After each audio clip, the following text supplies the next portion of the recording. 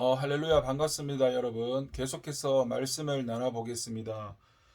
빌립보서 2장 5절의 말씀인데요. 너희 안에 이 마음을 품으라 곧 그리스도 예수의 마음이니. 아멘.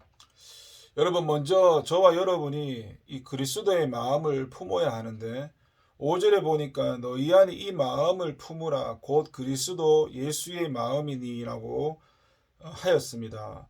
이 바울은 이 앞에서 이 빌립보 교회의 일치를 위해서 겸손을 강조를 했는데요. 그리고 이제 그 본보기로 그리스도를 제시함으로써 교회의 일치를 위한 성도의 겸손을 가르치고 있습니다. 그래서 여기서 그리스도의 예수의 마음이라는 것이 1차적으로 예수 그리스도의 겸손을 의미합니다. 그런데 그리스도 예수의 마음은 겸손의 마음만이 전부가 아닙니다. 우리가 본받아야 될 예수 그리스도의 마음은 더 많이 있는데요. 그렇다면 우리가 이 신앙의 본으로 삼아야 할 예수 그리스도의 마음이 어떤 건지 함께 나눠보도록 하겠습니다. 먼저 본문에서 강조하는 것은 아까 말씀 첫 번째 겸손한 마음입니다. 주님께서 말씀하시기를 나는 마음이 온유하고 겸손하니 나의 멍에를 메고 내게 배우라고 마태복음 11장 29절에서 말씀을 하셨습니다. 우리 주님의 마음은 겸손한 마음입니다. 여러분, 주님이 본래 어떤 분이셨습니까? 주님은 본래 하나님이시고 하나님의 아들이십니다. 그런 하나님께서 인간들의 죄를 대속하고 구원하시기 위해서 이렇게 사람으로 낮아져서 이 땅에 오셨습니다. 그리고 창조주로서 이 피조물에 불과한 인간들을 섬기는 삶을 사셨고 그들을 위해서 자기를 희생하였습니다. 이것이 바로 겸손입니다. 이 땅에서 아무리 겸손한 사람도 이 그리스도의 이러한 겸손 앞에서는 무릎을 꿇지 아니할 수가 없지요. 그래서 그리스도의 이 성육신과 희생에 겸손을 본받아서 늘 낮은 자리에서 설 줄 아는 그런 저와 여러분이 되어야 합니다. 두 번째로 그리스도의 마음은 착한 마음인데요. 베드로 사도는 증언하기를 하나님이 나사렛 예수에게 성령과 능력을 기름 붓듯 하였음에 저가 두루다니시며 착한 일을 행하시고 마귀에게 눌린 모든 자를 고치셨으니라고 사도행전 10장 38절에서 이야기했습니다. 여러분, 그리스도께서 행하신 모든 일들을 보시면 착한 일입니다. 병자를 고치시고 영혼을 구원시키셨으며 굶주린 자들을 먹일 것을 주시고 죽은 자를 다시 살리셨습니다. 이 얼마나 착한 일들입니까? 여러분, 착한 일은 착한 마음을 지닌 사람들만이 할 수가 있습니다. 우리는 그리스도의 행함을 보고 그분이 얼마나 착한 분인 줄 알 수가 있습니다. 마찬가지로 저와 여러분도 착한 마음을 가져야 합니다. 독한 마음은 성도들에게 어울리지가 않습니다. 그리스도처럼 착한 마음을 지니고 이웃을 돌볼 줄 알아야 됩니다. 그리고 세 번째는 그리스도의 마음은 바로 주는 마음입니다. 주님은 주는 것이 받는 것보다 복이 있다라고 사도행전 20장 35절에서 말씀을 하셨습니다. 그래서 고쳐주고 가르쳐주고 자기 생명을 죄인들을 위해서 주시고 성령을 주시고 천국의 영생의 영광까지 나누어 주셨습니다.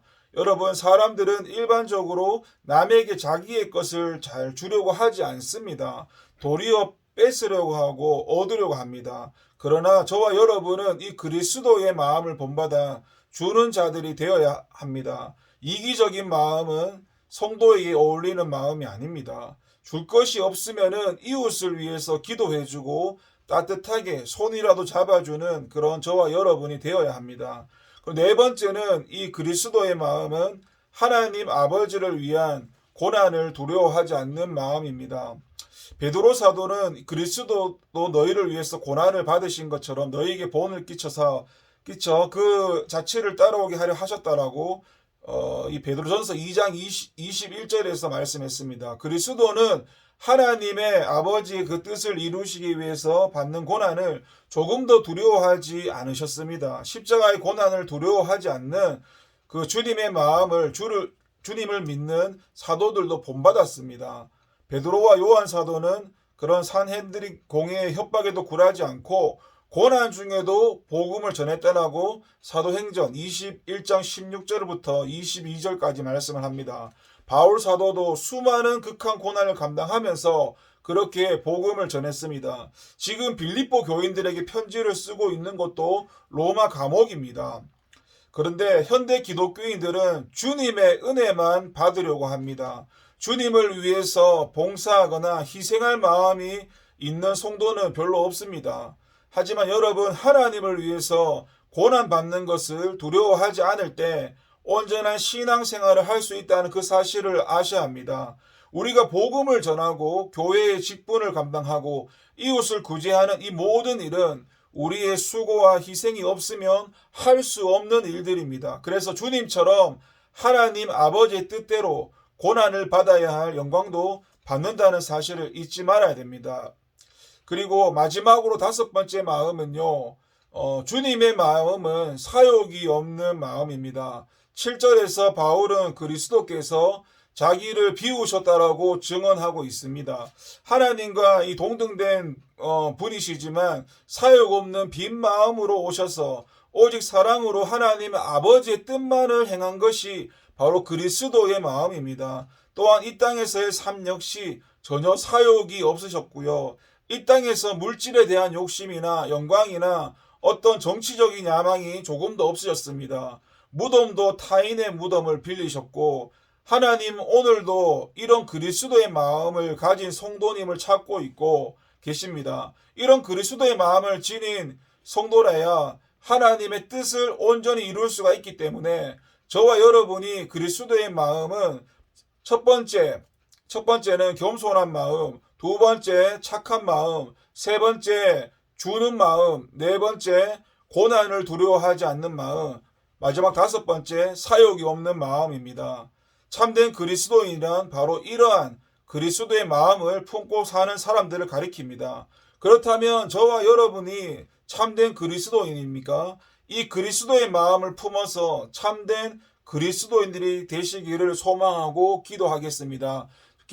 하나님 아버지 감사합니다. 오늘 말씀을 통해서 그리스도의 마음에 대해서 5가지를 배웠습니다. 그 첫 번째 말씀이 겸손한 마음, 두 번째 착한 마음, 세 번째 주는 마음, 네 번째 고난을 두려워하지 않는 마음, 5번째 사욕이 없는 마음입니다.